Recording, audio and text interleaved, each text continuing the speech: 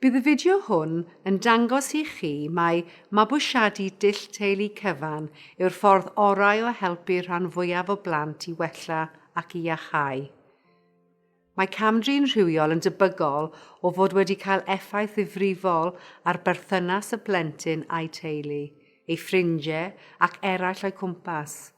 Yn aml, bydd yn niweidio ei gallu i ymddiried mewn oedolion gan adael ymdeimlad o frad a cholled. Efallai byddent hefyd yn teimlo eu bod wedi siomi gan eraill, yn enwedig ei rhiant neu rhieni am beidio a'i diogelu. Mae darganfod y gallai ei plentyn fod wedi cael ei cam-drin yn rhywiol yn un o'r digwyddiadau mwyaf dynol y gall rhiant ei brofi.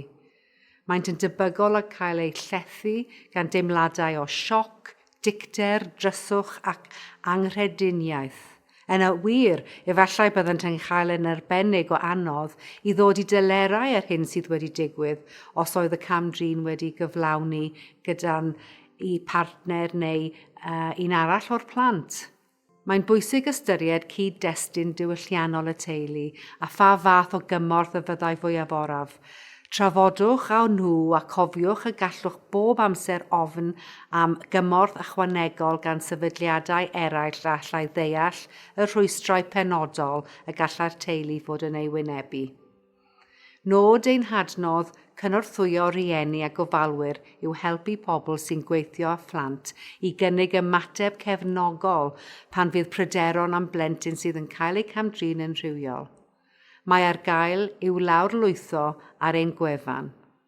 Mae perthnasoedd teuluol cefnogol yn enwedig gyda phrif ofalwr ymhlith y ffactorau pwysicaf o ran helpu plentyn i ymdopi ac i symud ymlaen â'i bywyd ar ôl cam-drin rhywiol.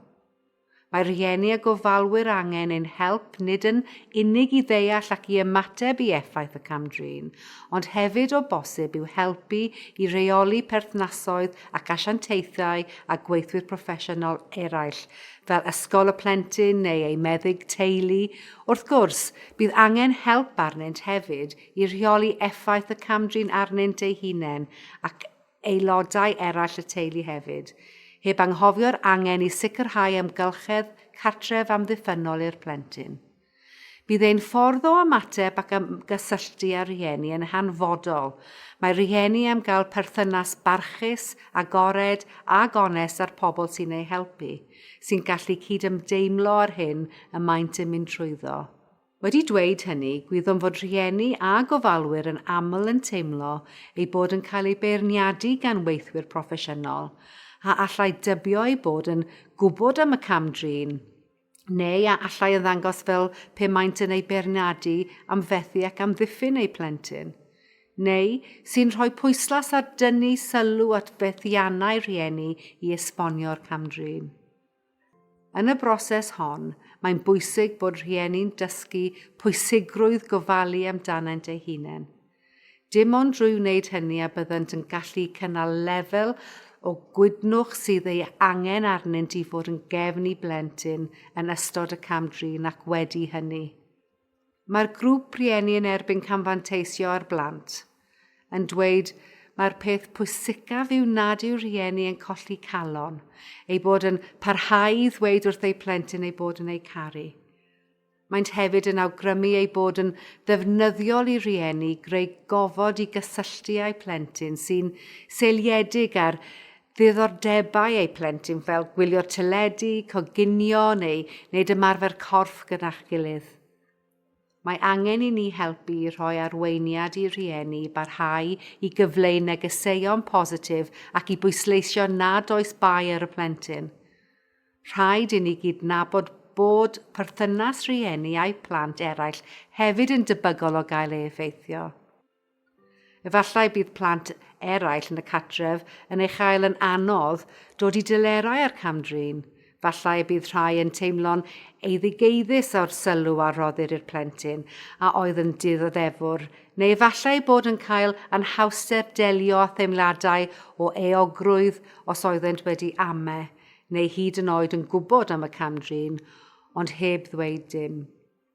Efallai bod yn teimlo'n ddig wrth ei brawd neu chwaer am achosi gofid i'r teulu. Hyd yn oes os nad yw brodyr a chwiorydd yn ymwybodol eto o'r cam-drin, byddant yn siŵr o deimlo effaith yr hyn sydd wedi digwydd. Oherwydd hyn, gall y berthynas rhwng rhieni a phlant eraill yn y teulu brofi straen a gall hynny ychwanegu at drallod ac aflonyddwch y teulu cyfan. Mae angen i chi gynghori rhieni i wneud amser i'w plant eraill a amser i ddeall teimladau pawb yn y gytre. Gall rhieni hefyd brofi agweddau negyddol gan y bobl o'i gwmpas. Efallai byddent yn cael ei berniadu gan ffrindiau, aelodau'r teulu yn ogystal â phobl yn eu cymuned leol sy'n ei beio am y cam-driniaeth neu'n credu ei bod yn gwybod beth oedd yn digwydd. Gall y ffordd y mae eraill yn ymateb i'r cam-drin arwain at newidiadau mewn perthnasoedd ac efallai achosi gwrthdaro a rhwygiadau teuluol.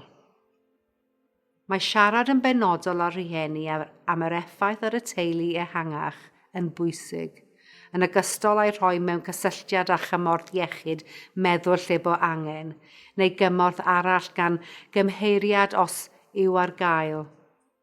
Rydym wedi dweud o'r blaen yn y fideos hyn, ac mae'n werth dweud eto. Y gall cam-drin plant yn rhywiol deimlo'n anodd ac yn gymleth, ond mae gennych y sgiliau i wneud hyn a thrwy gydweithio gallwn fynd i'r afael ag ef. Yn ein fideo nesaf, byddwn yn mynd ar dull cymorth teulu cyfan gam ymhellach, gan ddangos y ffordd orau rhieni a gofalwyr helpu eu plentyn.